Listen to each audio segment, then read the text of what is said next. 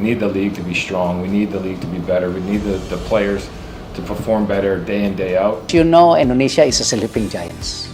Because of that, then in 45, we want our national team become the top 50 in the world.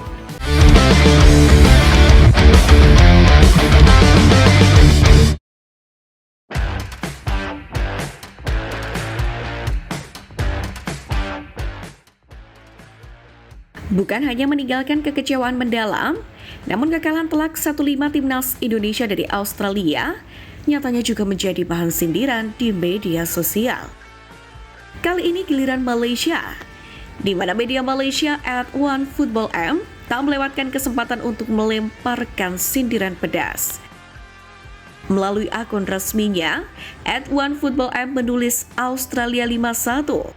Dengan tambahan keterangan market value tertinggi _grade A. Selamat berbuka puasa dengan mengganti huruf S dengan angka 5. Unggahan ini pun menyindir secara langsung market value pemain timnas Indonesia yang memang dikenal tertinggi di kawasan Asia Tenggara. Terlebih banyak di antaranya merupakan pemain naturalisasi dengan label grade A. Sindiran itu pun mencuat di tengah perbincangan soal efektivitas penggunaan pemain naturalisasi di skuad merah putih. Dengan pemain nilai pasar tinggi, tentu kekalahan telak dari Australia menjadi tamparan keras bagi skuad Garuda di bawah asuhan Patrick Kluivert. Setelah pertandingan berakhir, para pemain timnas Indonesia pun berjalan mengitari lapangan untuk kemudian menyapa pendukung yang hadir. Namun alih-alih mendapatkan sambutan hangat, sorakan nama Sintayong menggema di stadion. Momen ini pun mencerminkan kerinduan para supporter terhadap pelatih asal Korea Selatan yang sebelumnya berhasil membawa skuad Garuda melangkah sejauh ini. Reaksi ini pun kemudian memicu spekulasi terkait masa depan Patrick Kluivert di timnas Indonesia. Apakah tekanan ini memacu Kluivert untuk membuktikan kemampuannya atau justru semakin memperberat langkahnya di laga berikutnya melawan Bahrain?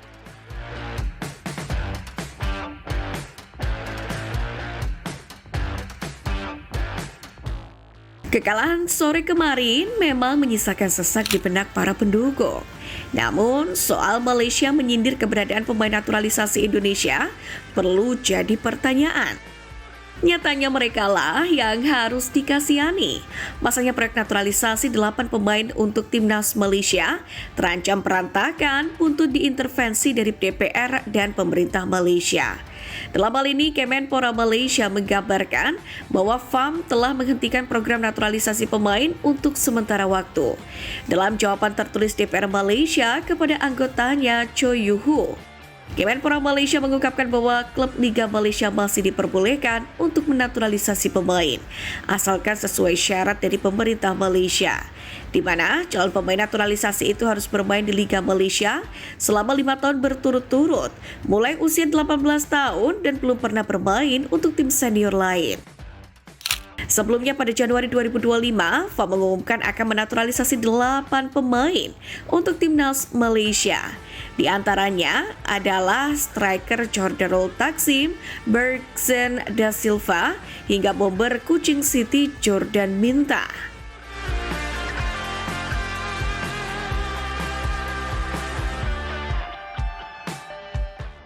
Fakta ini pun membuat legenda timnas Malaysia Jamal Nasir merasa kesal karena buta skuad Harimau Malaya jelang kualifikasi Piala Asia 2027. Menurutnya, FAM seharusnya menyeleksi betul pemain lewat analisis mendalam, bukan melakukan naturalisasi pemain secara asal-asalan. Pemain keturunan yang dinaturalisasi pun tidak menjamin bisa masuk skuad dengan adanya evaluasi matang dari FAM. Sebelum menyeleksi pemain, tim pelatih harus melakukan analisis yang mendalam. Tidak bisa asal memanggil pemain tanpa evaluasi yang matang. Bahkan pemain yang dinaturalisasi pun tidak dijamin mendapatkan tempat di skuad, kata Jamal Nasir. Buntutnya, Jamal Nasir pun juga meragukan apakah pemain-pemain lokal seperti Safavi Rashid dipanggil memperkuat timnas Malaysia atau tidak. Ia pun berharap yang terbaik untuk para pemain yang bergabung dengan timnas Malaysia untuk kualifikasi Piala Asia. termasuk pemain-pemain yang berkarir di luar negeri atau abroad yang bisa memberikan keuntungan untuk tim, meski juga harus mengatasi masalah yang ada.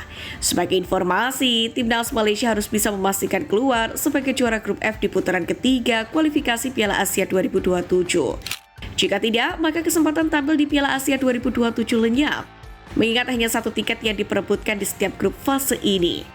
Sementara itu, terkait regulasi pemain naturalisasi, FAM pun juga tiba-tiba mengumumkan penghentian naturalisasi pemain asing yang tidak memiliki keturunan Malaysia, di mana pengumuman itu dirilis saat sebelum kualifikasi Piala Asia 2027 digelar pada bulan Maret ini. Alhasil, sikap Malaysia pun jadi sorotan. Publik Vietnam lewat salah satu media lokalnya pun turut merespon langkah Malaysia itu karena dianggap akan memberikan dampak signifikan. Selain itu, langkah Malaysia dalam mengubah kebijakan naturalisasi pun dinilai semakin mirip dengan Indonesia. Karena itulah, Vietnam merasa Malaysia tidak memiliki pendirian dan hanya bisa meniru kebijakan tim lain yang telah menuai kesuksesan.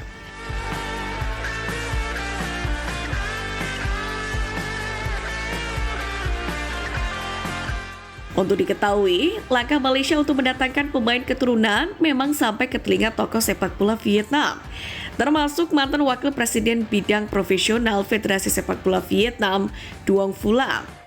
Namun, Phulam menilai keputusan Malaysia untuk mengikuti langkah timnas Indonesia cukup beresiko. Pasalnya, Malaysia dianggap tidak memiliki sosok yang relasi internasional yang luas seperti Ketum PSSI Erick Thohir. Ia bahkan menyebut keputusan Malaysia untuk mencari pemain-pemain keturunan di Eropa ibarat permainan lotre. Sulit bagi mereka untuk menemukan pemain yang cocok dengan akar Malaysia seperti Indonesia. Demikianlah kata Duong Phulam. Oleh karena itulah, Phulam optimis peluang Vietnam untuk bisa lolos ke putaran final tetap terbuka lebar. Namun sepertinya di bawah CEO baru, Malaysia tampak berapi-api. Bahkan tak sungkan Robert Douglas Friend menggambarkan harimau Malaya sebagai raksasa yang sedang tertidur. Uniknya, lagi-lagi ungkapan raksasa tertidur juga sempat dilontarkan oleh Erick Thohir saat menggambarkan timnas Indonesia November lalu. Tepatnya ketika Ketum PSSI itu melakukan wawancara dengan media Italia, Corriere dello Sport. Erick pun meyakini bahwa Indonesia punya potensi besar di dunia sepak bola, tapi belum dikelola secara tepat. Apakah ini kembali menjadi bukti bahwasanya Malaysia menjadi peniru yang ulung? As you know, Indonesia is a sleeping giants. Because of that, then 2045, we want our national team become the top 50 in the world. Meski begitu, media Malaysia Astro Friend menyajikan fakta yang seolah menampar keinginan Malaysia meniru langkah Indonesia terkait kebijakan naturalisasinya. Pertama, terkait populasi dan diaspora yang berbeda. Indonesia memiliki populasi yang jauh lebih besar dibandingkan Malaysia, yang secara otomatis meningkatkan peluang menemukan pemain keturunan yang bisa dinaturalisasi. Dengan jumlah penduduk yang mencapai lebih dari 270 juta jiwa dan komunitas diaspora yang begitu luas, Indonesia pun memiliki banyak pemain keturunan yang tersebar di berbagai liga Eropa. Hal itu pun memudahkan PSSI untuk merekrut talenta berbakat yang bisa memperkuat timnas. Sementara Malaysia dengan populasi sekitar 33 juta jiwa memiliki keterbatasan dalam menemukan pemain berdarah Malaysia yang berkarir di luar negeri. Kedua, adalah kebijakan naturalisasi yang juga berbeda. Selama ini Malaysia lebih banyak menaturalisasi pemain asing yang sudah lama bermain di Liga Malaysia, bukan pemain keturunan yang masih berkarir di Eropa seperti yang dilakukan oleh Indonesia. Pendekatan ini pun membuat proses regenerasi tim nasional lebih lambat dibandingkan Indonesia. Sementara skuad Garuda bisa mendatangkan pemain-pemain muda dengan pengalaman di Liga Top Eropa. Malaysia sendiri masih bergantung pada pemain naturalisasi yang mana mayoritas telah melewati masa keemasan mereka. Lalu yang ketiga, fokus pada pembinaan jangka panjang. Dalam hal ini, Malaysia tampaknya memilih untuk berinvestasi pada pengembangan pemain lokal ketimbang mencari solusi instan lewat naturalisasi, di mana hal ini terlihat dari berbagai program pembinaan yang mereka jalankan, termasuk fokus pada kompetisi domestik dan penguatan tim mudanya. Malaysia sendiri menghadapi tantangan besar jika ingin mengikuti strategi naturalisasi ala Indonesia, di mana faktor populasi, keterbatasan diaspora, perbedaan kebijakan, serta fokus pada pembinaan jangka panjang membuat Harimau Malaya memilih jalur berbeda dalam pengembangan sepak bola nasional mereka.